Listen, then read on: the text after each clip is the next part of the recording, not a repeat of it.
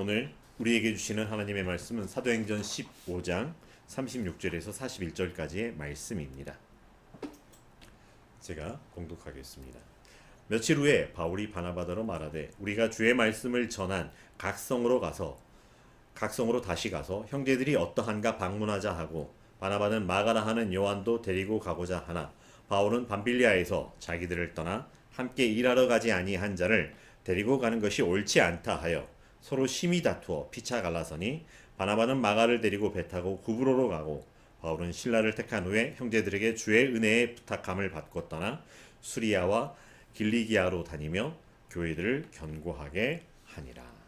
아멘. 서로 인사 나누기를 원합니다. 사랑합니다. 축복합니다. 기도합니다. 응원합니다. 서로 사랑하고 축복하고 기도하고 응원을 한다면 우리가 서로 한마음이 되고 우리가 서로 공동체로서 더욱 견고해질 수 있을까요? 근데 만약에 우리가 서로 사랑하지 않고 기도하지 아니하고 축복하지 않고 응원하지 않는다라고 하면 공동체였다도 분열되고 한마음이었다라고 할지라도 깨어지고 오해하기 쉬운 그런 우리의 삶이기도 합니다. 그러니까 더욱 힘써서 우리가 바르게 사랑하고 사랑으로 축복하고 주의 이름으로 기도하며 주의 사랑으로 응원하는 서로가 되기를 간절히 바랍니다. 우리는 지금 하나님 앞에서 신령과 진정으로 예배를 드리고 있습니다. 근데 우리의 예배는 지금 여기에만 국한된 이야기가 아닙니다. 우리와 우리 삶으로 예배를 드린다라고 하면 지금 여기 있는 우리와 함께 지난 한 주간 살아왔던 우리의 삶으로 예배를 드리고 있는 것이 포함된다라고 하는 것입니다. 지금 주님 앞에 드려지는 지난 우리의 한 주간은 어떤 삶이었을까요? 만약 지난 한 주간을 한 문장으로 짧게 요약을 해본다면 어떤 문장이 될 수 있을까요? 지난 한 주간을 향하여 착하고 충성된 종아라고 시작하는 문장으로 시작될 수 있을까? 아니면 보시기에 심히 좋았더라 라고 하는 문장으로 마무리될 수 있을까요?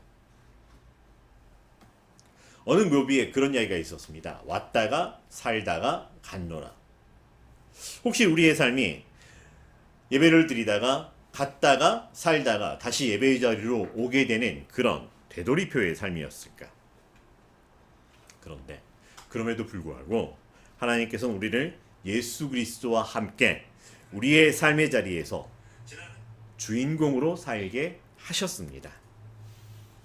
근데 사실 이 말이 우리 그리스도인들에게 참 어렵고 부담스러운 말입니다. 여러분, 주인공이라고 하는 말 어떤가요? 나는 주인공이 아닌데, 나는 종일 뿐인데. 그래서 한때 이런 그리스도인들을 지칭하는 말로서 주인공이라고 하는 말보다 주인종이라는 말을 사용해 보기도 했습니다. 근데 주인공이라고 하는 말이 우리가 우리 삶에서 주인장 노릇을 하는 것이 아니라고 하는 것입니다. 우리는 하나님께서 세우신 하나님 나라의 주인공이라고 하는 것이죠. 여러분, 주인공이라고 하는 말의 뜻이 어떤 건가요? 소설이나 영화, 연극에서 중심 인물이라고 하는 것이죠.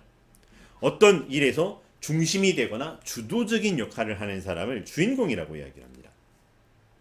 그렇게 본다면 하나님의 부르심과 함께 하나님이 보내신 그 곳에서 중심되는 혹은 주도적인 역할을 하는 사람이라고 하면 당연히 그 말은, 주인공이라고 하는 말은 우리를 가리킨다라고 하는 말이죠. 근데 다시 여기서 조금 모호해지는 것이, 주인공은 주도적인 삶을 살아가는 사람인데 주도적이라고 하는 말과 자기 소견의 어른대로 살아가는 삶의 혼동이라고 하는 것이죠. 어디까지가 주도적인 것이고 어디까지가 자기 소견에 옳은 것일까요? 비슷해 보이기도 합니다. 그런데 주인공이라고 하는 말이 독불장군이라고 하는 말과 다른 말처럼 주도적이라고 하는 말과 자기 소견에 옳은 대로 살아간다고 하는 말은 같은 말이 아니라고 하는 것이죠. 말씀에 순종하는 삶의 중요성을 강조하다 보니까 주님 말씀하시면 내가 나아가겠습니다라고 하고서 조금 수동적인 순종의 모습을 보여줄 때가 있습니다.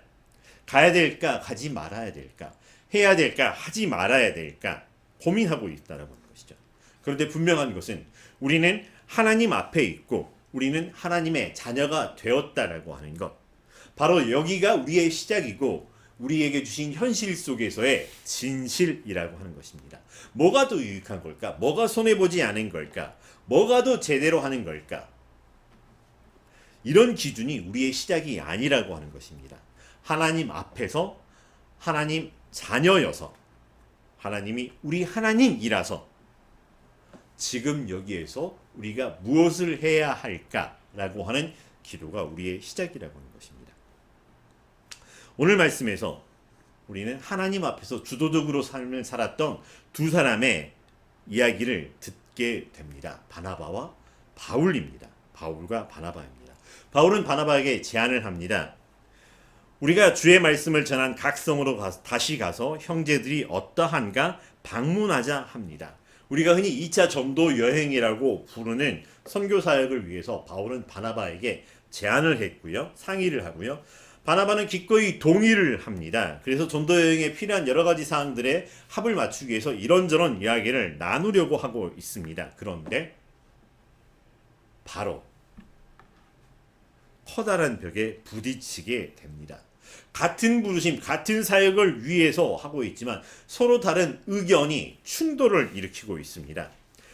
바나바는 마가라 하는 요한도 데리고 가자고 하고 바울은 밤빌리아에서 자기를 떠나 함께 일하러 가지 아니한 자를 데리고 가는 것이 옳지 않다라고 이야기를 합니다. 지금까지 바울과 바나바가 만난 이후로 서로 다른 이야기를 했던 적이 없습니다. 한 팀이었었고요. 이렇게 죽이 잘 맞는 사람들이 없었습니다. 그런데 오늘 여기 우리에게 주신 말씀 속에서는 엄청난 갈등과 다툼이 우리에게 보여지고 있습니다. 그 갈등의 정도가 심히 다투어라고 이야기하지만 성경의 다른 번역에서도 살펴보니까 심하게 다툰 끝에, 심한 언정 끝에, 심한 말다툼 끝에 두 사람은 끝까지 대립하다가 바울과 바나바는 이 일 때문에 심하게 다투었습니다. 라고 표현하고서 뒤이어 그리고는 피차 갈라서게 됩니다. 라고 말씀이 이어집니다. 본문의 말씀은 우리를 정말 당혹스럽게 합니다. 당황스럽게 만듭니다. 아니 왜? 도대체 왜? 초대교회 모델이고 귀감이 되고 정말 지대한 영향력을 미쳤던 지도자였던 두 사람입니다. 대승적인 차원에서 두 사람이 서로 합의할 수도 있었음에도 불구하고 큰 그림을 보지 못하고 작은 사항 하나, 사람 하나 데리고 간다, 못 데리고 간다라고 하는 이것이 다툼이 되어가지고 서로 결별하고 있는 모습입니다. 이보다 더 아름다운 동역자, 동행, 사역자의 모습이 없을 만큼 바울과 바나바는 우리에게 참 귀감이 되었던 사람입니다. 그런데 지금은 한치의 양보도 하지 않고요. 털끝만큼도 서로에 대한 배려를 한 모습을 볼 수가 없습니다. 조금 인간적인 모습으로 보자면 아무리 자기 조카라고 하지만 이렇게 끼고 돌아도 되는가 싶은 모양새이기도 합니다. 근데 또 다른 한편으로 보면 아무리 그래도 사람을 이렇게까지 부정할 수 있을까? 자기도 그래놓고 개구리 올챙이 뜰 시절을 모른다고 해도 정도가 있지, 이런 모습이기도 합니다. 마치 오늘 말씀은 세상의 모든 갈등 상황과 공동체들의 분열과 다툼, 갈라짐에 면죄부를 주고 있는 것 같은 장면입니다. 도대체 왜 이런 일이 일어나야 되는 걸까요? 도대체 이 말씀에서 우리는 어떤 하나님의 음성을 들어야 하는 걸까요? 아니면 반면 교사라도 삼아야 되는 건가요? 바울과 바나바는 그랬지만 우리는 그러지 말자. 이게 가능할까요? 우리가 알고 있는 바울과 바나바, 어떤 사람이었을까? 바나바, 위로의 아들, 권면의 아들이라고 하는 별명을 가진 사람만큼 남을 세워주는데 정말 탁월한 사람이었습니다. 사울을 초대교회에 소개시켜 주어 세워준 사람입니다. 또 사울이 바울이 되고 나서 오늘 우리가 아는 바울이 될 수 있도록 그 모든 초석을 깔아주었던, 그렇게 함께 힘을 실어주었던 사람이 바나바입니다. 그런데 그 이전에 사람 좋은 사람만이 아니라 하나님의 말씀에 기꺼이 순종하였습니다. 사울에게 어떻게 그 사람이 누군 줄 아십니까? 라고 했지만 기꺼이 순종하던 사람이었습니다. 그래서 사울에게 손을 내밀었고 안수하여 기도하여 주었던 사람입니다. 단순히 사람 좋았던 사람이 아니라 하나님께 순종하는 사람이었고 그렇게 하나님의 뜻 안에서 사람들을 세워가는 사람이었습니다. 바울의 2차 전도 여행 제안에서 기꺼이 예스하고 힘이 되어주기 위해서 이렇게 동분서주하였던 사람입니다. 1차 전도 여행 때 마가와 함께 갔었기에 분위기도 알고 경험도 있으니 함께 가자라고 한 것이었을까요? 아니면 어쩌면 마가가 그렇게 실수했지만 미워도 다시 한 번이라고 기회를 주어서 그가 회복할 수 있도록 그의 세워짐을 계획했던 것이었을까요? 그런 바나바입니다. 그런데 왜 바울은 그런 제안을 거절했을까요? 인간적인 면에서 본다면 바울은 바나바에게 너무나도 큰 도움과 은혜를 받은 사람입니다. 만약 바나바가 없었으면 지금의 바울 존재하지 않았을 그런 관계입니다. 근데 어쩌면 이렇게 매정할 수가 있죠?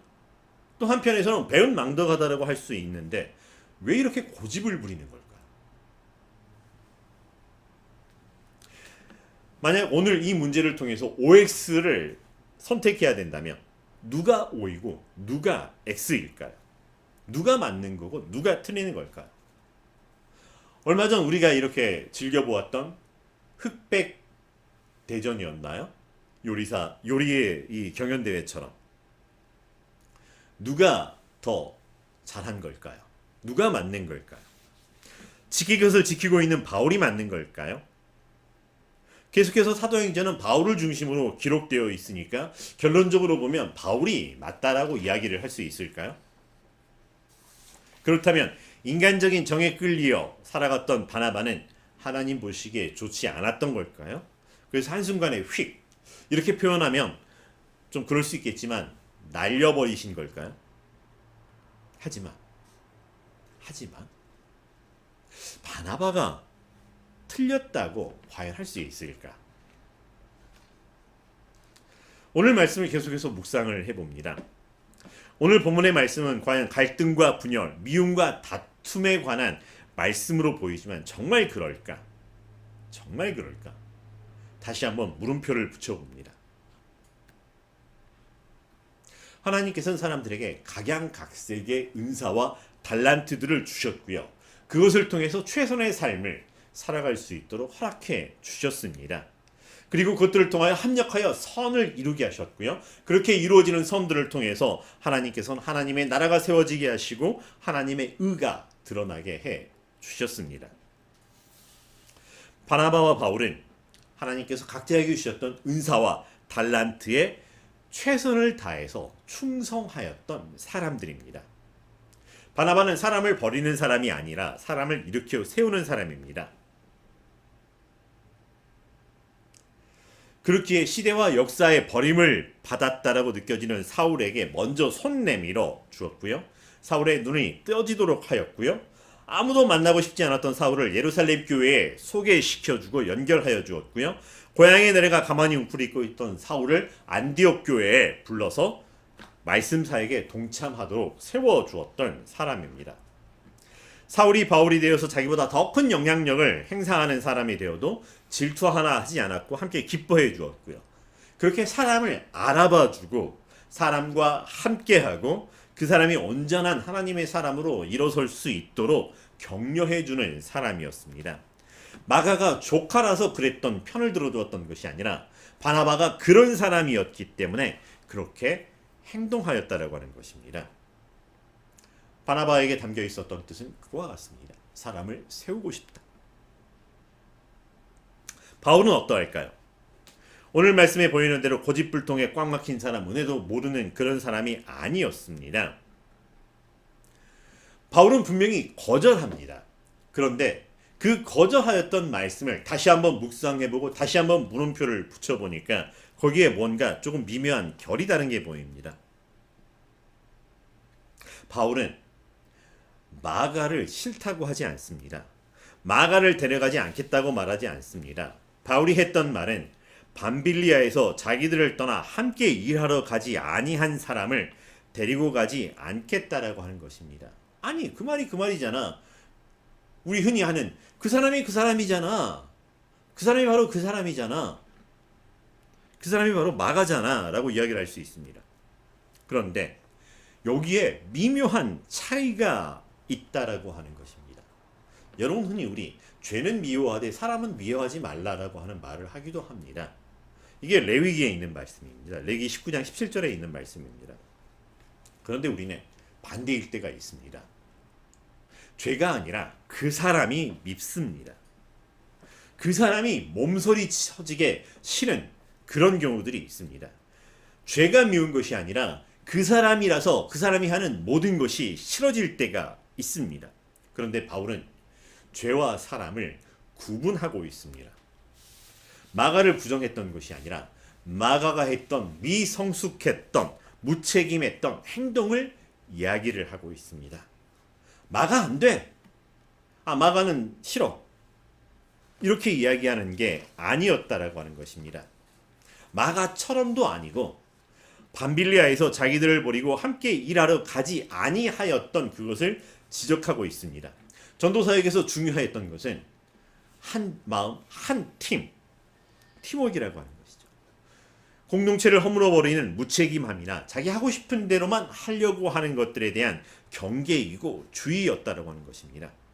그런 입장에서 본다면, 그런 관점에서 본다면 마가는 아직 충분하게 훈련되지 않았습니다 라고 하는 것이죠. 훈련이 되는 것과 실전에 투입되는 것은 다른 이야기라고 보는 그런 차원이라고 본다면 제가 너무 긍정적으로 보고 지나친 억측으로 보는 것이었을까요? 39절에 심히 다투었다라고 하는 이 말, 다툼이라고 사용되는 이 단어가 성경의 다른 곳에 딱 한 번 더 사용된 적이 있습니다. 히브리서 10장 24절입니다. 그런데 거기에서는 다른 말로 사용됩니다. 어떤 말로 사용됐을까요? 다툼이었기 때문에 전쟁이었을까요? 아니요. 격려라는 말로 사용되고 있습니다.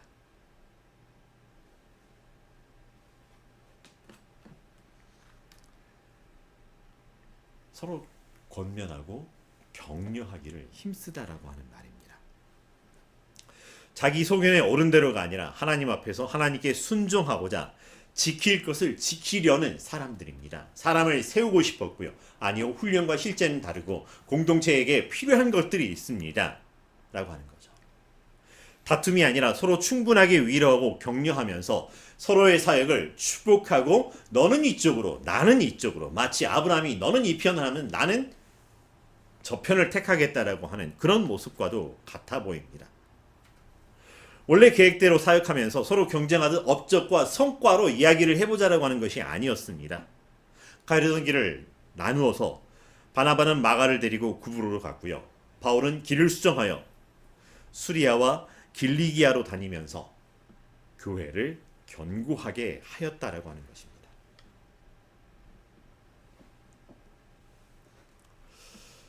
바울과 바나바의 때처럼 사람 사는 세상 속에서 의견의 다름으로 인한 다툼과 갈등, 분열 없었던 때가 있었을까요? 사자들이 어린 양과 뛰놀고 독사굴에 어린이가 손놓고 장난쳐도 물지 않는 그런 세상, not yet이기도 합니다. 내 이웃을 내 몸과 같이 사랑하라고 지극히 작은 자에게 한 것이 곧 나에게 한 것이라고 우리에게 명령하였습니다. 내가 너희를 사랑하였으니 너희도 서로 사랑하라고, 나에게 사랑을 받은 것처럼 사랑하라고 이야기를 합니다. 그래서 우리는 신앙 공동체라고 하는 말을 사용하고 있지만 공동체라고 하는 말이 무색할 만큼 다툼과 분열 속에 있습니다. 그 이해 당사자가 돼 있을 수도 있고요. 혹은 그 주변에 있을 수도 있고요. 그와 친한 사람일 수도 있고요. 아니면 조금 더 멀리 떨어져서 구경하듯이 그렇게 바라보기도 할 것 같습니다. 그런 이 시대를 우리는 어떻게 살아가야 할까요? 이런들 어떠하리 저런들 어떠하리 그렇게 살아가야 할까요? 아니면 님 향한 일편단심 가실 줄이 있으랴 하고 살아야 할까요? 부디 합력하여 선을 이루는 더 잘 돕는 사람들이 되기를 간절히 바랍니다. 맞다 틀리다로 다투는 세상입니다. 그럼에도 불구하고요, 흰 것은 희고요, 검은 것은 검습니다. 이것은 누가 봐도 똑같습니다. 그냥 희끄무리 한 걸까요? 거무죽죽한 걸로 이렇게 구분을 할 수 있을까요? 누가 봐도 하얗다라고 하는 것은 하얀 것으로 보이고요, 검은 것은 검은 것으로 보이는 것 맞습니다. 근데 세상은 여전히 지록 위마의 세상 속에 살고 있습니다. 권세를 잡은 사람들이 사슴을 가리켜서 이건 말입니다라고 말하는데 거기에 대해서 아무런 말도 못하고 침묵하고 있는 세상이기도 합니다. 편을 지어서 네 편 내 편으로 갈리는 순간 흰 것도 우리 편이 검은 것이라고 이야기하면 그냥 맞다라고 동조하는 소리가 되기가 쉽습니다. 내가 옳은 것이 되기 위해서는 내 편이 아닌 다른 사람들은 틀린 사람, 그른 사람, 잘못된 사람이 되어야 되는 세상 속에 살아가고 있습니다. 그런데 흔들리지 않기를 바랍니다. 부디 진리를 알지니 진리가 너희를 자유케 하리라 같은 것처럼 진리 안에서 자유로운 우리의 삶이 되기를 간절히 바랍니다. 임진왜란이 일어나기 전 조선은 일본에 통신사를 보내게 됩니다. 그런데 다녀오고 나서 사람들의 이야기가 엇갈립니다. 서로 당파에 따라서, 자기가 속한 당파에 따라서 하는 이야기가 달라집니다. 전하, 왜적은 반드시 침범할 것이니 대비책을 마련하심이 옳을 듯하옵니다. 통촉하여 주시옵소서.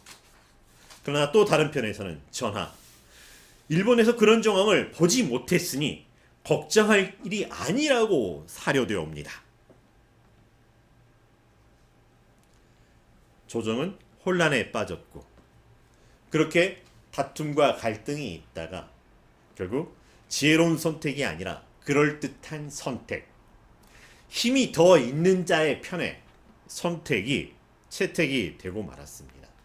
전쟁을 준비하거나 대비할 조치를 취하지 않았고 그렇게 결국 조선은 임진왜란을 겪게 되었다고 하는 것입니다.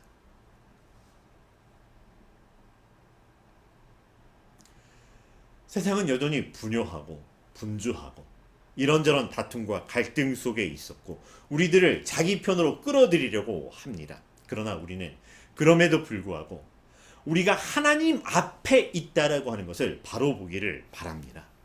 우리가 하나님의 자녀라고 하는 것을 바르게 알게 되기를 바랍니다. 우리는 사람들에게 복음을 전하는 사람들이고요, 우리가 받은 사랑으로 그 사랑을 함께 나누는 사람들입니다. 사람을 세우고 격려하는 사람들이며 하나님의 위로하심으로 세상을 위로하는 사람입니다. 하지만 그렇다라고 해서 좋은 게 좋은 곳으로 흘러가도 되는 것은 아니라고 하는 것입니다. 따져 물으라고 하는 것이 아니라 빛이 된 삶이기에 우리가 함께하는 세상에서는 시시비비가 드러나게 됩니다. 그러나 시시비비가 다려서 나쁜 사람으로 몰아가려고 하는 것이 아니라 거기에 사랑으로 용서할 줄 아는 사람이 되라고 하는 것입니다. 상처가 더 아프게 쓰라리라고 고문하듯이 뿌려지는 소금이 아니라 상하지 않도록 거기에 뿌려졌으나 내가 녹아져서 희생함으로 말미암아 지켜낼 것을 지켜내는 사람들이라고 하는 것이 우리라고 하는 것입니다. 의견의 다툼에 내 입장, 내 주장을 설득하려고 힘을 쓰는 사람이 아니라 오히려 들어주라고 하는 것입니다. 격려하라고 하는 사람입니다. 우리는 세상의 분열과 다툼 속에서 지혜로움을 발휘해야 되는 사람입니다. 마치 자전거의 페달처럼 이 편과 저 편으로 나누어져 있지만 서로 싸워서 제로섬 게임을 해야 하는 것이 아니라 앞과 뒤 방향조차 다른 반대의 편에 있다라고 하지만 한쪽이 힘을 실어주면 반대쪽이 올라와서 그 다음에 힘을 실어내는 것이 쉬워지는 것처럼 서로 다른 편에 있지만 서로가 서로를 세워주고 철이 철을 날카롭게 하는 지혜를 발휘할 수 있음이 우리 그리스도인 하나님의 자녀의 삶이라고 하는 것입니다. 그렇다고 무조건 품어주라고 하는 것이 아니라고 하는 것입니다. 우리의 삶을 통하여 하나님의 거룩하심이 우리 안에서 드러나게 된다라고 하는 것입니다. 함께하는 사람. 그래서 하나님께서 우리와 함께 하시듯 우리를 보내신 세상에서 하나님이 우리와 함께 하심으로 드러나는 사람이 바로 우리들의 삶이라고 하는 것입니다. 우리를 통해 사시는 하나님이 우리와 함께 하였구나라고 하는 것이 드러나게 되는 것이고요. 우리의 착한 행실을 보고 하나님께 영광을 돌리도록 세상에 보내심을 받은 사람이라고 하는 것입니다. 다툼과 분열 속에서 이편 저편으로 나뉘어서 싸우자라고 하는 것이 아니라 들어주고 들어주어서 정말 그들 속에 있었던 진의가 오히려 드러나고 그들도 미처 몰랐던 하나님의 선하시고 기뻐하시고 온전하신 뜻이 그들을 통해서 드러날 수 있도록 그들을 격려하는 사람이 바로 우리라고 하는 것입니다. 이기는 자가 아니라 사랑하는 자이고 내 주장을 다투는 자가 아니라 하나님의 뜻이 이루어지이다 고백하며 순종한다라고 하는 것입니다.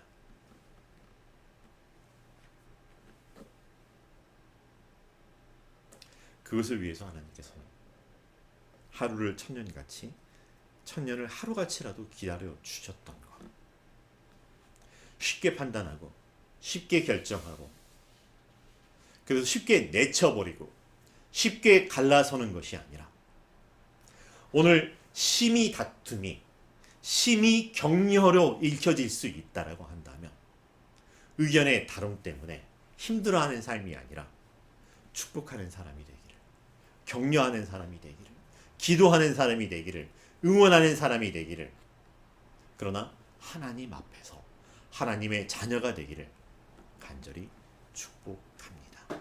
이 한 주간 주의 이름 안에서 다툼의 세상에 사랑의 사람으로 하나님의 자녀로 하나님 앞에 살아가는 우리의 삶 되기를 주의 이름으로 축원합니다.